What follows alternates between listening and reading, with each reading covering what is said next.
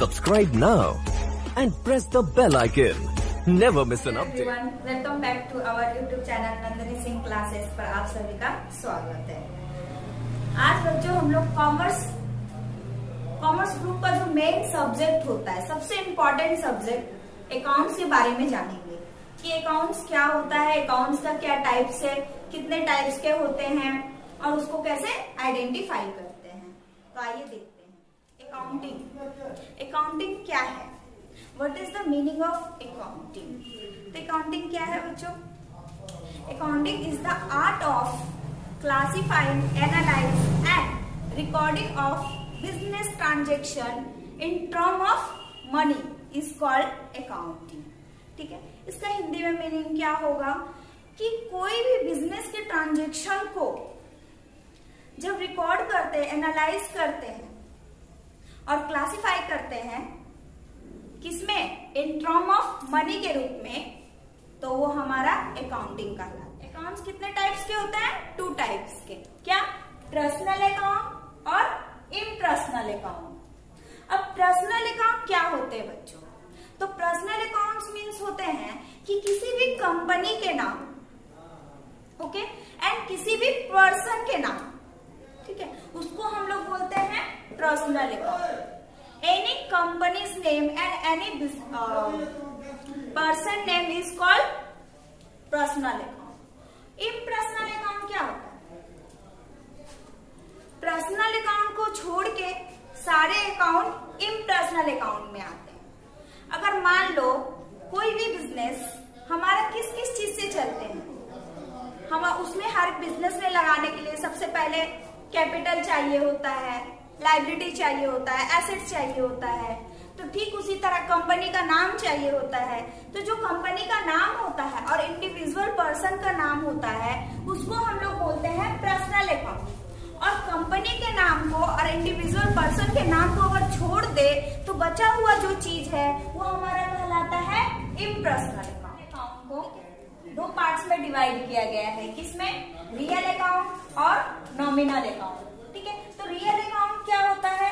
Real account means होता है कि जो हमारा एसेट्स है, ठीक है, assets and liability is called real account. और नॉमिनल अकाउंट किसे कहते हैं? Income and expenditure are called nominal account. तो बच्चों हम लोग जाने कि पर्सनल अकाउंट क्या होता है। अब हम लोग इसका एक डिफिनेशन जानेंगे, ठीक है, कि डिफिनेशन में इसको पर्सनल अकाउंट का मीनिंग क्या लिखेंगे। तो पर्सनल अकाउंट क्या होता है? Any companies name and any person name is called personal account. अब पर्सनल अकाउंट का कुछ एग्जाम्पल ले। क्या बोले? पर्सनल अकाउंट किसे कहते हैं? किसी कंपनी का नाम और किसी आदमी, किसी मनुष्य के नाम को हम लोग पर्सनल अकाउंट कहते हैं। तो पर्सनल अकाउंट का अगर एग्जाम्पल हम लोग देखें तो एग्जाम्पल क्या होता है? कोई भी एक कंपनी का नाम देख लो, कोई भी एक कंपनी का नाम बोलो, जैसे बाटा कंपनी। क्या होगा? Bata company. तो ये किस में आ गया? पर्सनल अकाउंट में। एबीसी लिमिटेड अकाउंट, ठीक है, एबीसी अकाउंट। जैसे हम लोग कोई भी सम्स बनाते हैं तो वहां दिया रहता है in the books of ABC, किसी का भी नाम, तो वो नाम जो होता है वो क्या कहलाता है? पर्सनल अकाउंट कहलाता है। किसी का भी नाम, राम, रॉय एंड कंपनी जिसको बोलते हैं, रॉय एंड कंपनी, साम, वटेवर, कोई भी कंपनी का नाम और किसी भी आदमी के नाम को हम लोग पर्सनल अकाउंट करते, रियल अकाउंट। अब हम लोग जानेंगे कि रियल अकाउंट क्या होता है। तो रियल अकाउंट क्या है? Assets and property is called real account. ठीक है, एसेट्स और लायबिलिटी जो होते हैं हमारा, उसको हम लोग बोलते हैं रियल अकाउंट बोलते हैं। ठीक है बच्चों, तो एसेट्स एंड लायबिलिटी किसको? एसेट्स एंड लायबिलिटी को हम लोग रियल अकाउंट बोलते हैं। अब एसेट्स क्या होते हैं? संपत्ति, जो हमारे पूर्वजों का संपत्ति है, जैसे पापा दादा जिनके भी होते हैं संपत्ति। संपत्ति में क्या क्या आ सकता है? जमीन, घर, बैंक बैलेंस, ये सब चीज क्या है? हमारा संपत्ति हो गया, जिसको हम लोग बोल सकते हैं एसेट्स। लायबिलिटी क्या है? लायबिलिटी का हिंदी मीनिंग होता होता है दायित्व, हमारा रिस्पॉन्सिबिलिटी। ठीक है, तो लायबिलिटी में और क्या क्या बोल सकते हैं, जैसे कि किसी भी बिजनेस को करने के लिए जब हम लोग लेते हैं, जो हम लोग को सोर्सेस चाहिए होता है, लोन, डिवेंचर, ठीक है, ये सब जो हमारा कहलाता है लायबिलिटी। ठीक है, अब देखो एसेट्स को 2 पार्ट्स में डिवाइड किया गया है, किसमें, फिक्स एसेट और करंट एसेट। फिक्स एसेट का मतलब क्या होता है, जो एसेट्स लॉन्ग टर्म के लिए होता है वो हमेशा फिक्स होता है, वो हमारा कहलाता है फिक्स एसेट्स। जैसे कि प्लांट एंड मशीन, क्या आप कभी भी उसको चेंज कर सकते हैं? एक बार आप अगर प्लांट एंड मशीन खरीद लिए तो वो हमेशा के लिए आपके घर में एक लॉन्ग टर्म के लिए एक जगह बना लेगा। बिल्डिंग, क्या हम लोग हर वक्त चेंज करते हैं? वो लॉन्ग टर्म के लिए रह जाता है, तो वो हमारा होता है fix assets.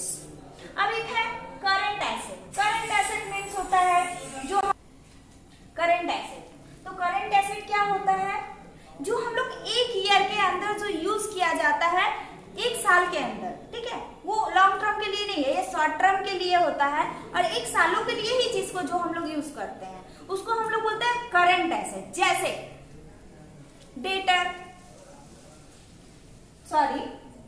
Current asset, debtor, stocks, bills payable, receiver, ये सब जो कहलाता है हमारा करंट एसेट्स कहलाता है।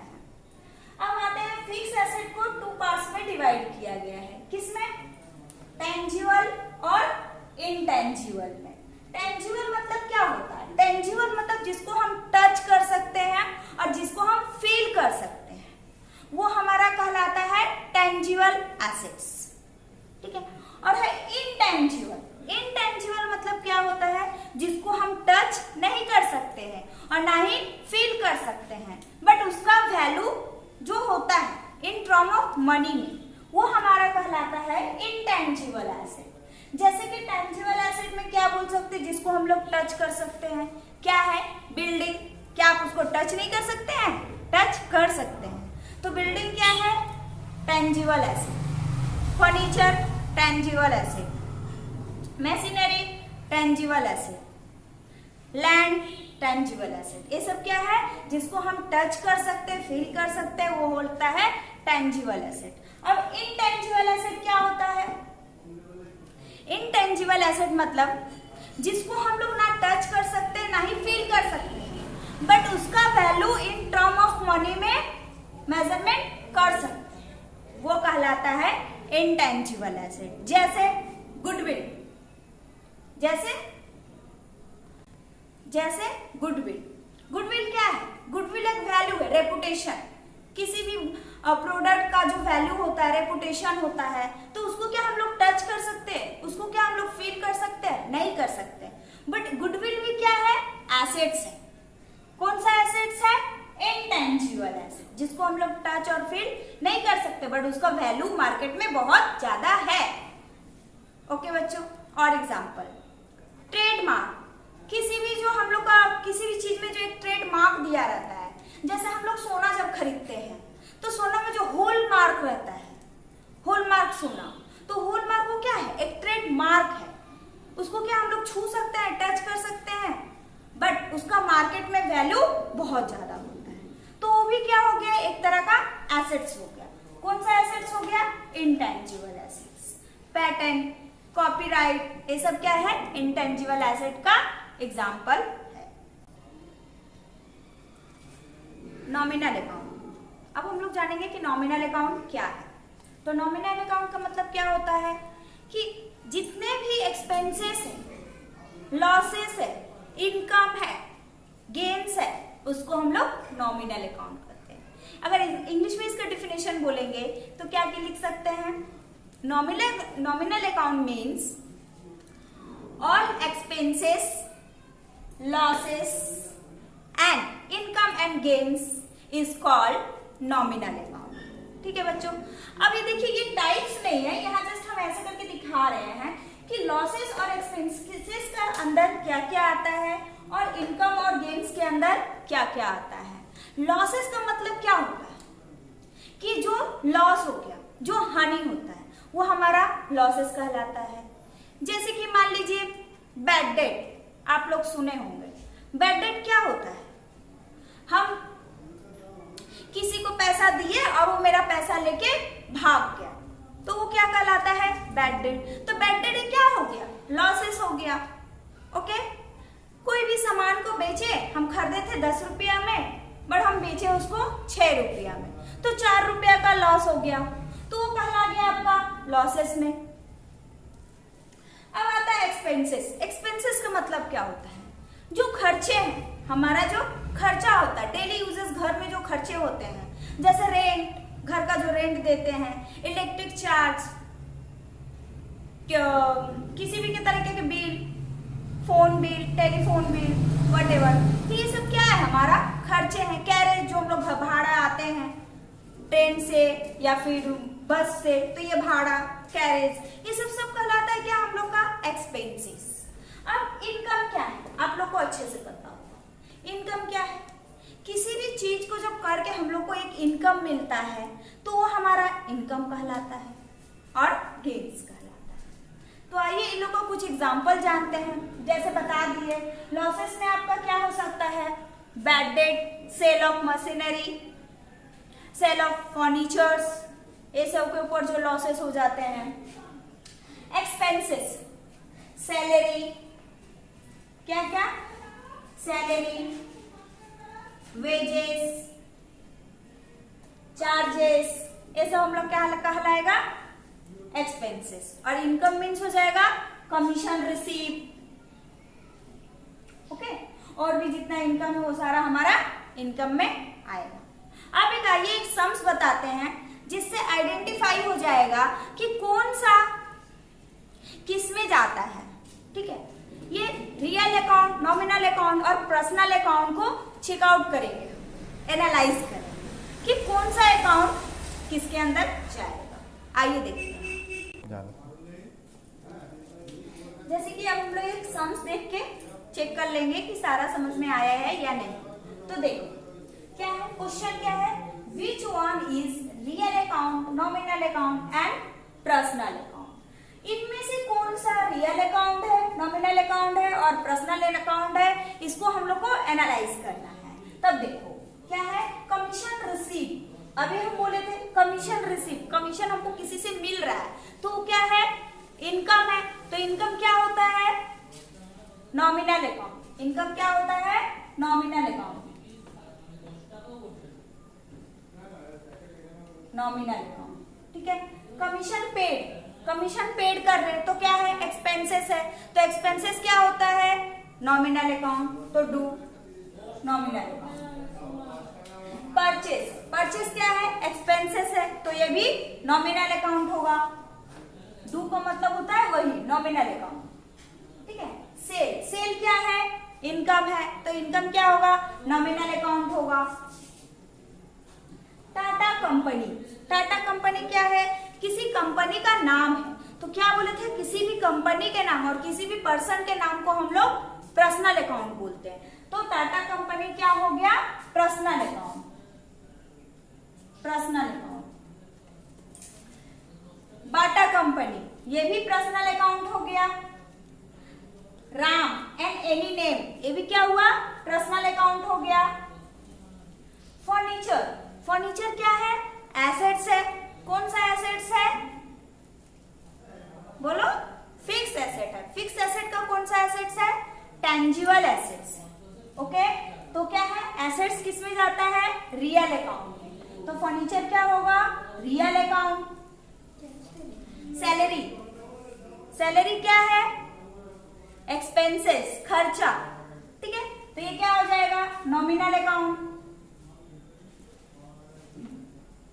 वेजेस, ये भी क्या है? एक्सपेंसेस है, तो ये भी आएगा आपका नॉमिनल अकाउंट में।